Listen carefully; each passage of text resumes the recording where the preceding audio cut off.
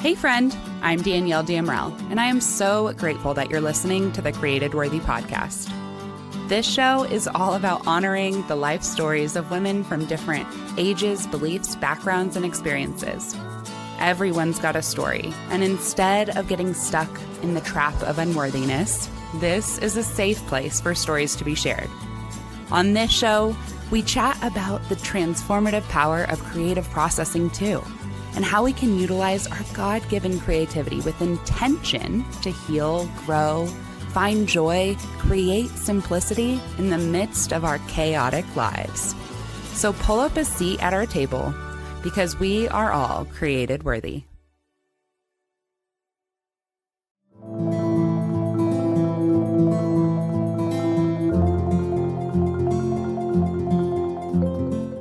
Hello, welcome back to the Created Worthy podcast. Today, I'm joined by another worthy warrior, Tracy O'Malley.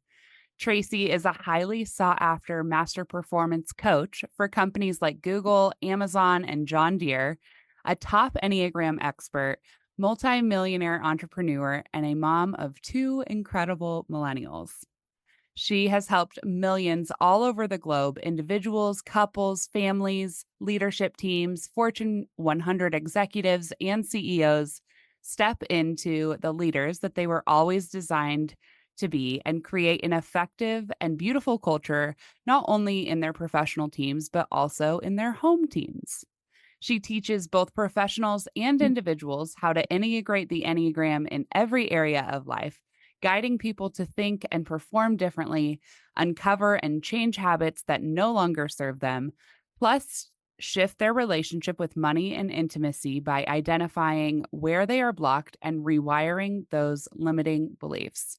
Tracy, thank you so much for joining me on the Created Worthy podcast. I can't wait to hear even more about your real life story. I'm honored to be here and honored to serve. It's so good. I've met you in person now 2 or 3 times at a couple of different events. And every time I've heard you speak, I've just been like, oh my gosh, I can just see that the work that you do comes from such a depth of passion, there's just so much wisdom, and I can tell that it like connects to who you are and what you've gone through. So I've been like, I need to get Tracy on Created Worthy. I can tell she has a story to share. So it's just so good to see you. So just to start off, I would really love for you to tell us a little bit about what the beginning of your journey was like, the beginning of your life. Where did you grow up? And can you paint a picture of what your childhood was like for us? Yeah. And this is for the woman that's listening right now that thinks there are parts of their story that they keep under lock and key disqualifies them, because I did that for 40 years. The parts of my story that I'll probably very openly share now were the ones that I kept under lock and key because I felt like they disqualified me for stepping into the legend that I know that I was always designed to be. So I want you to listen and hear parts of yourself in this story, because we're all very similar. The experiences might look a little bit different, but what we believe about our story is very true for a lot of us, especially women. And I grew up in the Midwest. I'm a Midwest girl, Chicago through and through, and lived there and planned to live there my whole life. I grew up, I'm a Gen Xer. I'm 52 years old. I grew up in the 70s and 80s, and long before the internet and things like that, we're the first generation of feral children. Basically, they had commercials to remind our parents that they had children, like legit. Every night at 10 o'clock for the 5 TV stations we had at 10 o'clock, they would say, "It's 10 o'clock. Do you know where your children are?" And our generation that I grew up in became very resilient, resourceful, independent, all very good traits, and also highly dysfunctional in some ways too. And also growing up in a highly functioning alcoholic home as the oldest daughter, that amped that resilience, resourcefulness, independence even higher.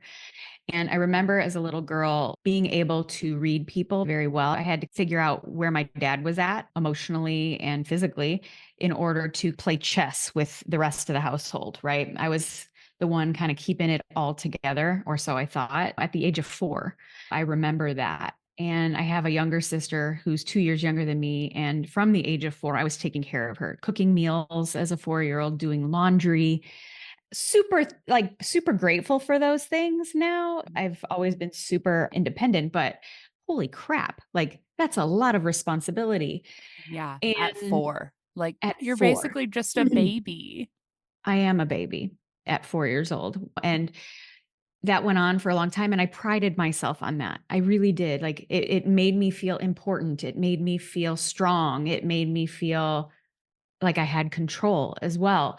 And so I took that and ran with it for most of my younger life.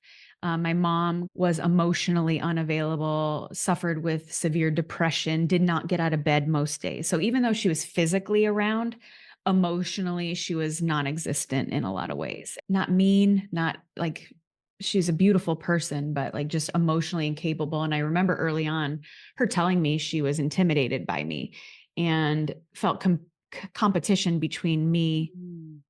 and like between me and her for my dad's attention, which was very bizarre. And I'm competitive, so of course I'm going to win.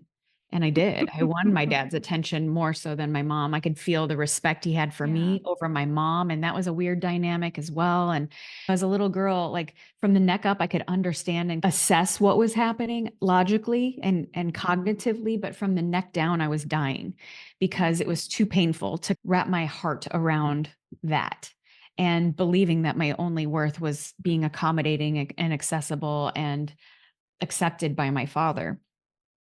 And so in the home, I was very much like the peacemaker, but out in the world, I was like a bull in a china shop. Like that anger and that resentment, like definitely would boil over out into the world. And I would blow up friendships and blow up my own life and could not be led very easily if I didn't trust. And if I didn't trust leadership, whether it was in school or coaches or friends, if I didn't trust that they could handle a situation, I would take over. And that served me well on paper. I have the receipts to show Yeah. that worked out really well for me in athletics, in school, in my career. And then I went to college and I was going to go away to college. I ended up with a softball scholarship, but I didn't want to leave my dad. My parents had then divorced, like right as soon as I finished high school. And I had this dilemma. Do I live with my mom, who probably really needs me because my sister was crazy?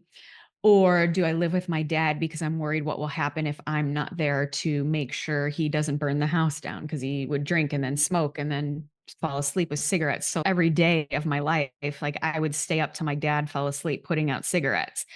And so I decided to live with my dad. And then that whole dynamic got even weirder, right? Because I was 19 and it was weird. He started dating and I was dating, and it was just weird, but also equally awesome. Like he was one of my greatest teachers of entrepreneurship and understanding how money works and all the things like that. And like what I believed my worth came from is rooted in a dysfunctional relationship with my dad. Mhm.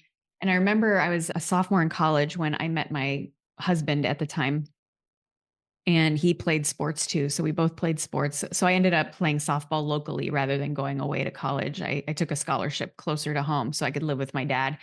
And when I met my husband at the time, I was like, okay, this is a good person for me. And I met his family right away, who was super beautiful and loving and kind and nurturing. His mom was dreamy, so emotionally present that looking back, and I was 20 at the time, I fell in love with that. And he was from Arizona, was in school in Chicago and hated it in Chicago and complained about it. And I was like, it's not that bad.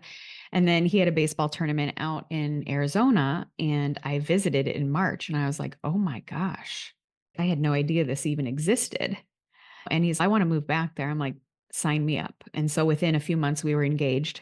And within a year, I had moved away to Arizona. But before I did, I had to tell my dad. And he didn't care that I was getting engaged as a 21-year-old and getting married as a 21-year-old. He could care less about that. But when I told him I was going to be moving close to 3,000 miles away, he tossed a table and had a tantrum and basically let me know I was leaving him. And I was like, wow. I wasn't conscious of it at the time, but I recognized that the reason that I picked this man who is beautiful, he's the father of my two kids, he's an amazing person, was I believed the only way I could justify leaving my dad was to get married and to move away.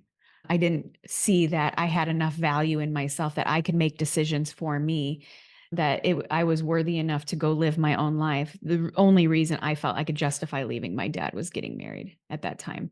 And so I did. And I moved away almost 3,000 miles away, got married at 21, had back-to-back Irish twins like a good girl does. And by the time I was 25, I had a marriage, 2 kids, 2 dogs, and a mortgage. And I was doing great. I was like, see, I've been adulting since I was 4. No problem. No problem. Wow.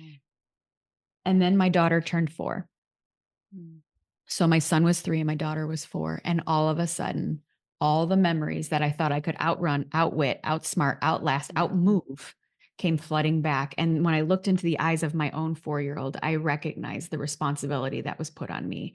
And I was filled with so much rage against my own daughter, because the inner child in me was like, how does this little girl get this life that I didn't get? And it's not fair. And she doesn't know how hard I had it. And I want to make her life just as hard because it's not fair. And I caught it. I was like, whoa, okay, if I don't get help healing this, and I was only 28 at the time, if I don't get help, one of 2 things or both of these things are going to happen. I'm going to try and make my daughter a mini me, which she's not like me in a lot of ways, or I'm going to lose her, or I'm going to project all my crap onto her. And none of that is fair. And so that was my first journey into really personal development before it was thing. This was 24 years ago. And I started on this journey to understand like where this is all rooted from, why I am the way that I am, how I can leverage who I am, understand who I am, and also leverage it into my superpowers, rather it being the kryptonite that was in my life. And how do I break these generational things for my own children, not just my daughter, but my son? And so it was another 12 years of doing the work in quiet, because the generation I came from, we don't talk about these things. You know, what happened in our house stayed in our house. Suck it up, put on your big girl panties. That was the generation of parenting that we had. It was like, you don't talk about this crap. And so I did a lot of my work in silence, and I was in a dysfunctional marriage as well. And I had dysfunctional like coping mechanisms. If you don't repair it, you repeat it, or it gets repeated, or both. And I was living proof of that with a disordered relationship with food, alcohol, anger, codependency, all sorts of things, everything but drugs, basically, I've used to cope in my life. And for 12 years, I kind of white knuckled my own healing until it hit ahead. And when I turned 40 is when it hit ahead. I had just gotten through a divorce, the recession of the 2008 housing crisis. I was a casualty of that, lost everything. At the same time, I was getting divorced. And then right after that, I'd been an entrepreneur for most of those years and had to go back into corporate America. I was the sole provider emotionally, physically, spiritually, and financially. And in the moment of that, my dad gets diagnosed with cancer. And within 12 days, he went from diagnosis to death. And it just hit me upside the head with a 2x4. Like, life really is too short.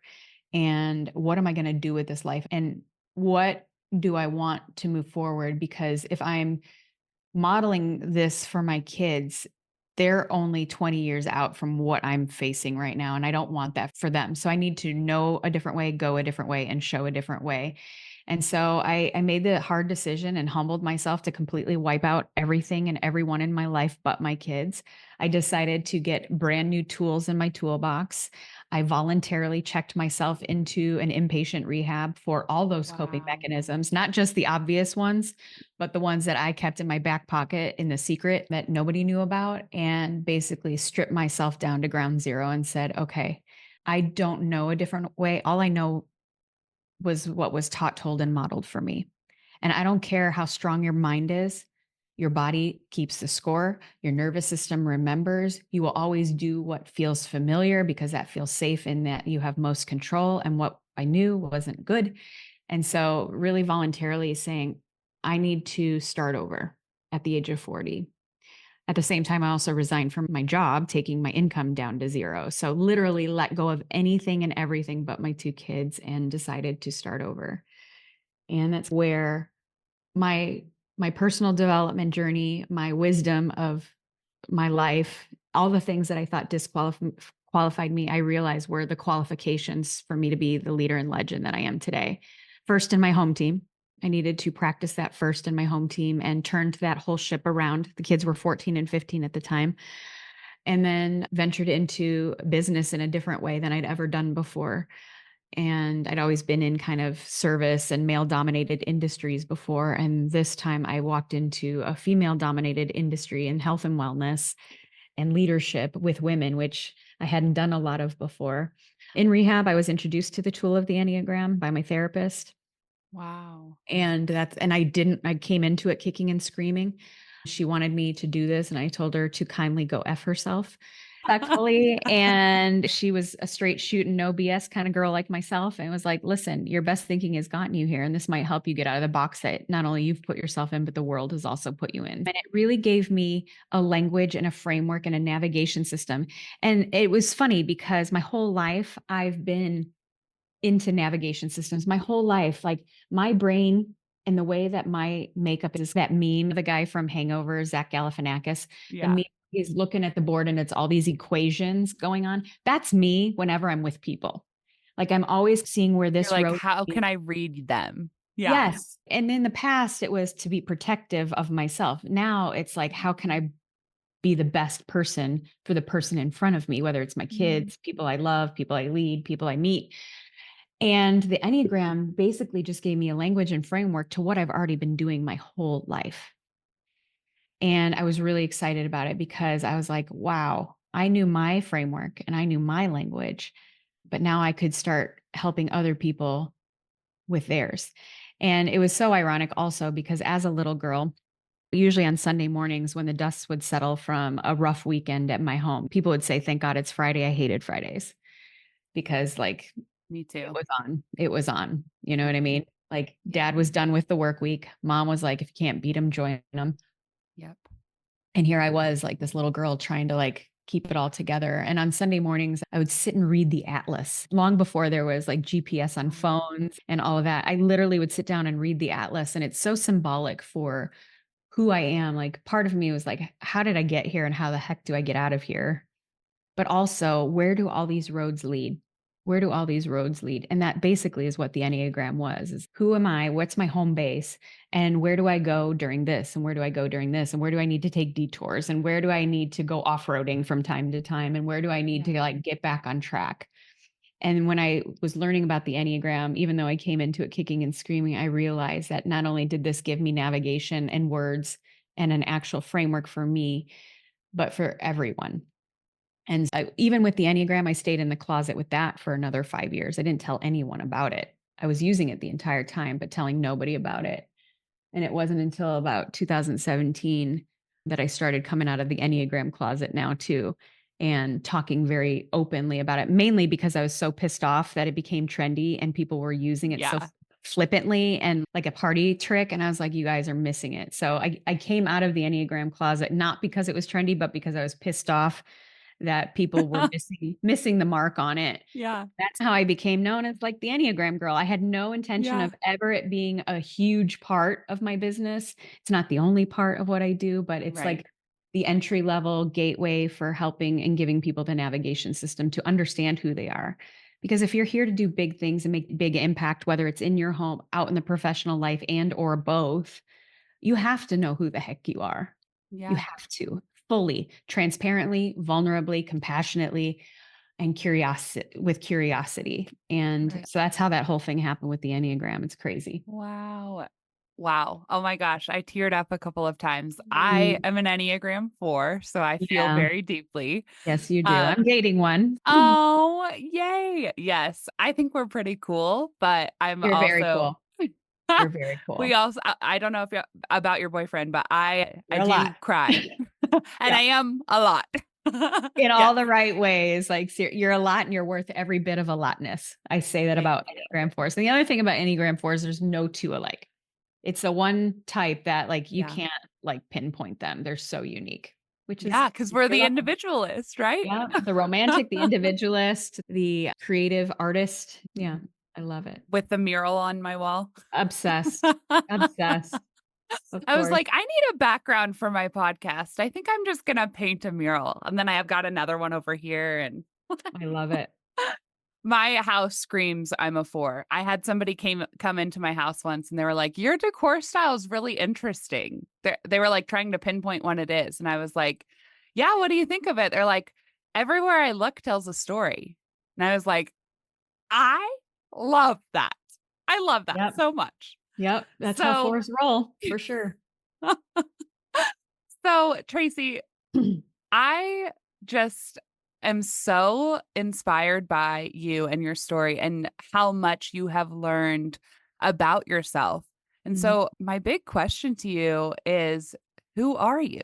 Like, you've used the Enneagram Mhm. to discover and therapy and rehab and all of these different healing modalities, I'm sure, Oh, yeah. to really get a good picture as to who you are and why you are the way you are. So I just want to give you an opportunity to tell us, what is your Enneagram and who are you today?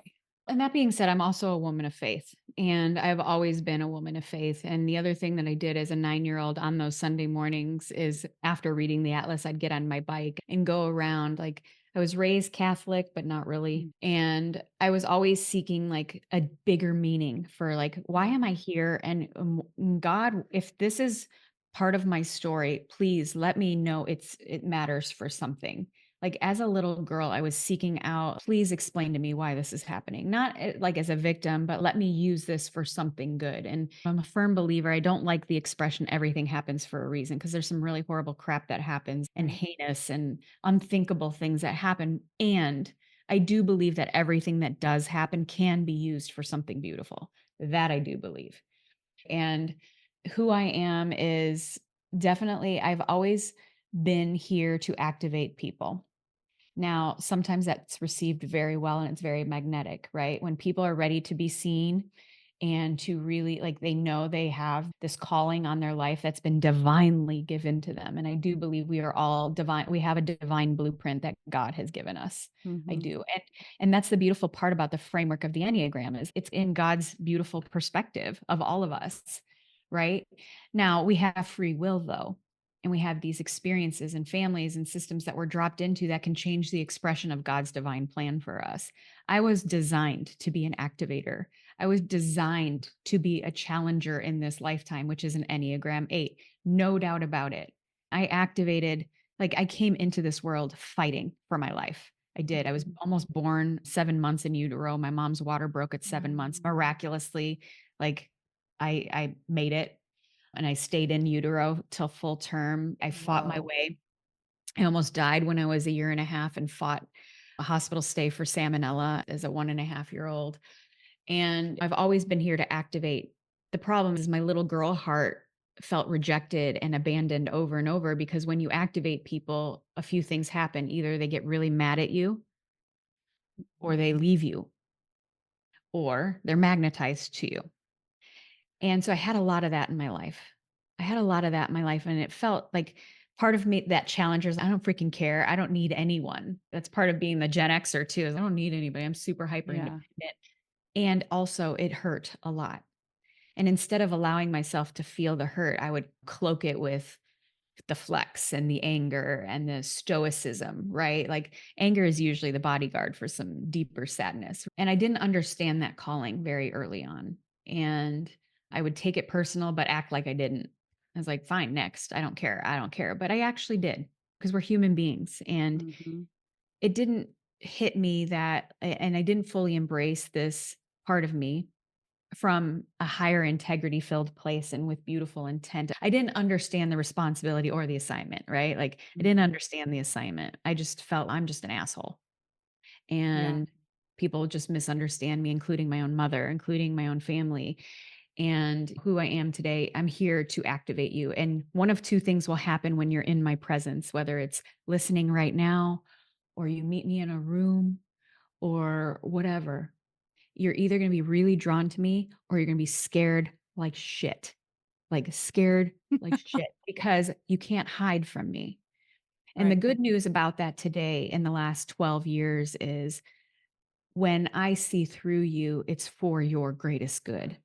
Mm. It's to really hold you if you're willing. I met with one of my mentors and practitioners that really support me. And she explained me as this. You have this beautiful way when you're in somebody's presence, like you almost, your soul enters their body and you are like this glue for all their broken pieces that they're not showing, but they feel like they're about to fall apart. And all of a sudden, you enter their energy with your soul. And all of a sudden, you are the glue that holds them together and holds them up and Mm, elevates them. And you allow them to see their value even through the broken pieces, to learn how to trust themselves and their soul's calling that is given to them by God. You have that ability, and I have my whole life. The problem is some people say they want that, but then the reality of the responsibility that comes with that is really challenging because it's super disruptive. And I'm mhm. not afraid, obviously, as you heard the part of the story where I wasn't afraid to disrupt my entire life. Yeah. To whom much is given, much is required, and with great reward comes great responsibility. Mhm. And if what you say you want is really what you want, there's probably not the easiest, softest way to get there. And Yeah. so what I do is come in, activate you, nurture you, protect you, and guide you so that when we do disrupt your life, you feel really freaking empowered doing it and you feel whole and authentic and true to who you are so that you can understand the assignment that's on your life and move Mhm. forward in it in a way that doesn't feel clunky, inauthentic, like the other shoe's about to drop or whatever that looks like for you, to keep you from self-sabotaging it, for you to have the right people in your life, the right supports, the right partners, the right friends, the right love, to be the mom that you want to be, all the things. So, yeah, that's who I am. So what number are you? The Enneagram 8, the active challenger.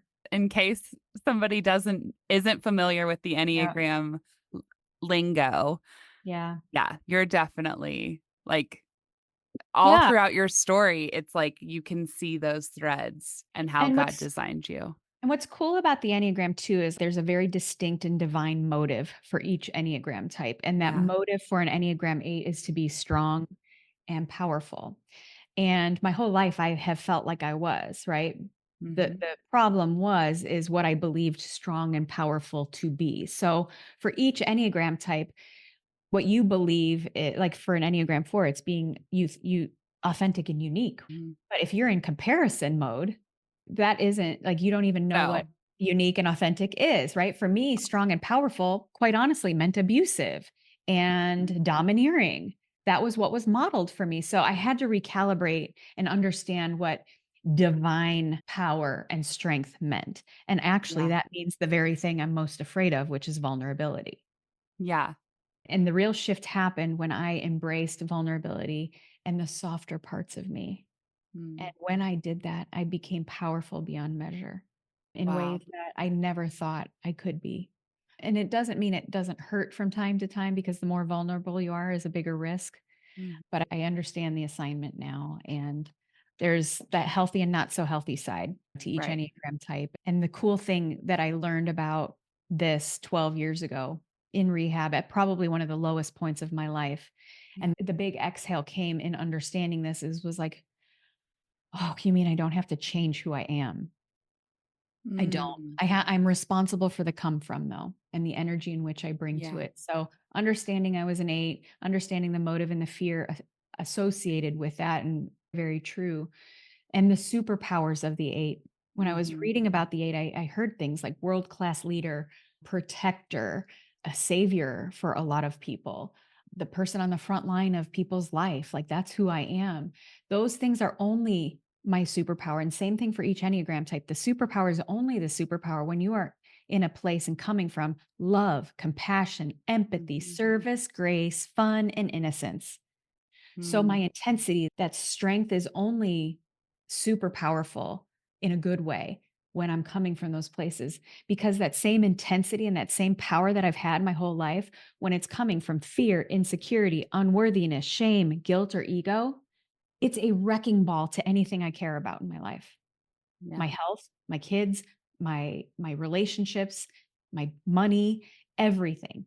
And so the good news is for all of you is you don't have to change a damn thing about who you are. Mhm. And you are 100% responsible for the come from, regardless of what you've been through. And so Amen. that's the work. is okay. I'm always going to be spicy. I'm always the girl that, like, if you need somebody taken care of, I'm the girl.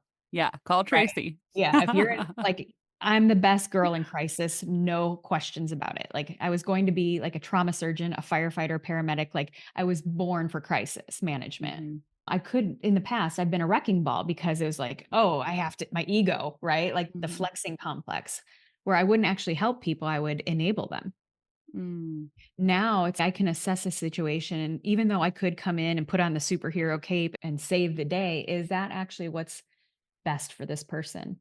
mhm, I can walk alongside of them and take their hand in a journey that's really painful, whether it's a client or my kids or a friend.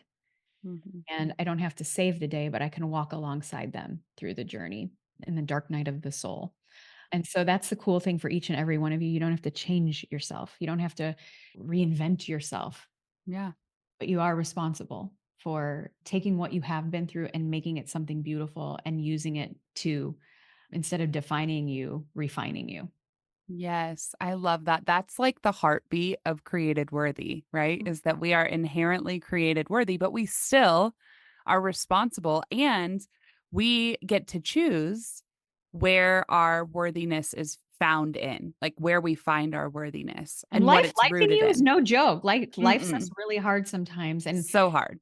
and I want you guys, if you're listening and you feel like you're at a fork in a road, like this is the most defining moments of our life. And there'll be times you pick the road. Often when we're faced with a decision, like we're at that fork in the road. And most oftentimes we pick the road that we know, even if it's hard and not great, because we have this illusion that we have more control. If even if it's hard and horrible, at least we know what to expect. That's why we end up in relationships and stay in relationships and situations that aren't for us, because at least we know what to expect there, Mhm. right? Where I'll challenge you and where all my growth and all the juicy parts of my life and where the real strength and power came in my life is deciding to take the roads I don't know, even though they're lonely, even though people misunderstand it, even though people are like, I'm going down the other road, you're on your own, kid. All the really good parts of your life and your growth and the support and the friendships and everything that you want for your life is in the roads you don't know. But you have to courageously, with curiosity, with compassion, with care, go down the roads you don't know. And the cool thing about the Enneagram is it tells you which road you need to take, Mhm. because we're more than just our type. There's all this framework attached to us. So every time I'm faced with the fork in the road, I know which direction I need to go. And it's scary, but at least I have a guide to take me through the road, even if I'm alone, even if I'm misunderstood, even if I'm hated on. But the more courage you have to go down the road that you don't see clearly, the faster you will accelerate your transformation in your life. And the Mm. faster you will manifest and gain all the things that you say you want. It probably will look different than you expected. People might show up that you never would have thought would be in your life. And that's exactly how God designed it to be. But you Mm. have free will and you have to be brave enough to do it. And it's a daily practice. And it's just like going to the gym. Nobody like, yeah, I love J Lo's booty. Who doesn't? It's beautiful. Right. And most of us want it. It's, ooh, I want a nice round juicy booty, little peach butt. But most of us will get like print out her workout. We'll YouTube what those workouts look like. But unless we're in the gym putting the reps in consistently day in and day out, we don't build the muscle. This muscle of going down the roads that we don't know is going to feel like we did 5,000 squats Mhm. and we can't get up. It's going to be painful the first few times you do it. But think of it after a really hard workout the next day when you can't get up off the toilet. And even though it hurts and you're like, oh, you did good work. And it Mhm. hurts so good. Yeah. So I want you to remember in this journey of this emotional intelligence and this stepping into the legend that God designed you to be, there are going to be the days that it's going to hurt so good. And just know you keep going. You have a daily reprieve that's contingent on the maintenance of this spiritual condition. Maintenance, contingent on the maintenance. It's not like a box you check and, yep, I know my Enneagram type. Cool, I'm solid. Or, yep, I went to this event. Yep, I did the work. Or I did an inner child workshop. So, yep, I'm healed. This is Mhm. not how this works. Nope. This is what we do till we're done on earth. And so just know it's going to hurt some days harder than others, but the more you Yep. do it, the easier it does get and the faster the recovery from the roads less traveled. Wow. Oh my gosh. This is just the most like I needed this personally. I know Mhm. that my listeners are going to be so encouraged by this. You just like overflow with wisdom. And I am just so grateful for you and for the just the way that you so eloquently were able to tell the hard, dark parts of your story. And even as you grew up and how that was, it didn't stop there, right? Like the hard, the dark, the scary, the that hard decisions, the confusing decisions that both were made for you and that you made didn't stop just because you turned 18. And it doesn't stop just because I went to rehab, and it doesn't stop Yeah. just because I have a strong faith, and it doesn't stop because I made a lot of money, and it doesn't stop because I have love. None of it stops because new Yeah. levels bring new devils, and every new level of your life will bring greater challenges and new forks in the road. Yeah. And just if you know that going in, it doesn't mean it's easier or less disruptive or feels good. But I know the more I continue to grow into God's calling on my life, the more forks in the road I'm going to be faced with. Yeah. And I'm here for it. I Yeah. understand the assignment. So here I am. It doesn't mean I love it every day, but this is Yeah. what you're called to do. And if you feel like you are facing forks in the road, take it as a compliment that God Yes. sees a divine warrior in you. Yes, what you are called to do, you are equipped for.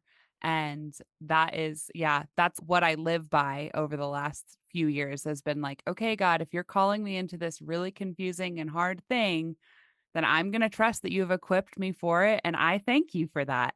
Thank you for giving me the skills, the knowledge, the Yep. support, whatever it is. Even though I may not feel like that in the No. moment, I There are days I have most a of the time tantrum, no. like, I'm mad Yeah. about it sometimes. I appreciate it and I'm grateful for it, and there are days I really wanna just have a tantrum. Yeah, same.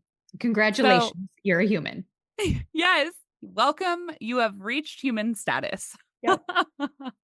So, before we close up, can you just tell us what is coming up next for you in your life and business and Mm. where people can find and connect with you? So for years, I have had people, therapists, other Enneagram people. There's lots of Enneagram information out there, and because it became so trendy, there I get asked all the time, "What's the best test? What's the best, certification?" And I have no poker face, and I'm like, "Honestly, it depends.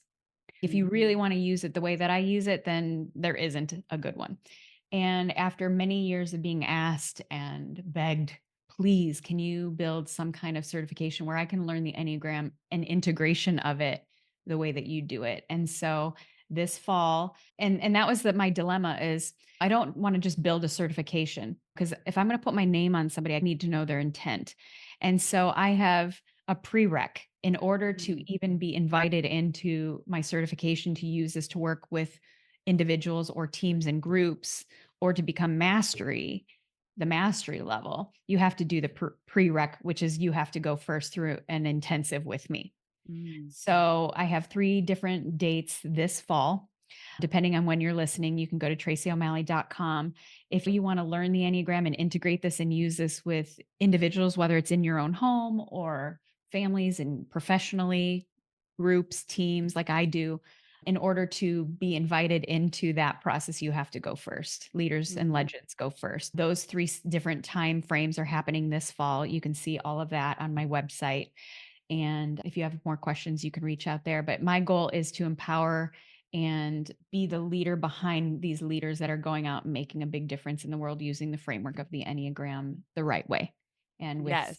powerful integrity. So it's been a long time coming. I've resisted it for a very long time because I wasn't sure how to not police it, but manage the integrity of it. Yeah. Sure, I There's could, just so much hype and like I it's know. been overused by Like, the wrong people, I think. And mhm. then there's been all these lies and then TikToks and blah, blah, blah. So there's just been a lot. And somebody needs to come in and set the record straight, show people Hi, it's the me. That's actual. Yeah, me. it's her. It's Tracy. It's the 8, it's the challenger, big shocker there. So, So I'm that's so what's coming excited for up. you. And 2025, I will be leading those 3 groups. Anybody that decides to move forward into using it with individuals and then with teams and groups, that cohort will start at the beginning of 2025. But in order to be part of that, you have to go first, which is Yes. a perfect design. Because the reason I have the wisdom and um, integrity in everything I do today is because I was always willing to go first. Mhm. And I walk my talk in everything I'm going to do. So if I'm going to guide you to guide others with this, you have to go first. So Mm. if that's not you, go find a Yes. different certification. I'm not your girl. Yeah, there's lots of free tests online. You can Yeah. and Good books luck. to read and things like that. Mhm. But if you're real serious about it and you want to use it the way that I believe God has created it to be used as an incredibly helpful tool in not just learning about yourself, but really learning how you relate to this world and how you can clarify that calling. Tracy I've heard a few of her just keynotes and I've been like, yeah, she's the real deal, you guys. So For you got to sure. go check her out. Go to her website at tracyo'malley.com. We'll have everything linked in the show notes. And Tracy, your journey from rock bottom to top Enneagram expert is again beyond inspiring. You Mm. have gone before us, so many of us. And I am just so honored to have heard your story here today. And I'm excited for my listeners to be encouraged by your life. The transformation that you've gone through is so apparent. And now that you've helped millions of others do the same and are going to continue to help millions more make that same transformation, that is all a testament to your resilience and to your dedication, to your integrity, and God is just really working in and through you every single day. So I just want to encourage you to keep empowering individuals, couples, professional teams, individuals, everyone to uncover their true potential and lead with authenticity because God knows our world needs more authenticity. Your impact is profound and your light truly shines so brightly. Continue encouraging others to evolve and achieve their own unstoppable success. You, my friend, are created worthy. Hello, beautiful people. Thanks for listening to my story on the Created Worthy podcast. I hope that you understand that every single part of your journey was required, especially the hard parts, for you to be the legend you were meant to be. You got this.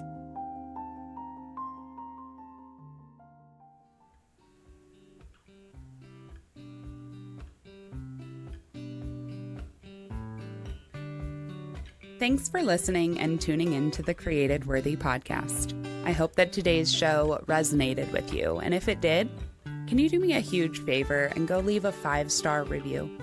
This helps more listeners find the show and it expands the reach of the stories and concepts that are shared here. All the links and guest information are in the show notes. And if you're on social media, come hang out with me. You can find the Created Worthy podcast on both Instagram and Facebook. Or come follow along with my personal IG page where I just share more about the real, sometimes messy life of your fellow worthy warrior. Can't wait to talk to you soon, friend. And don't forget, we are all created worthy.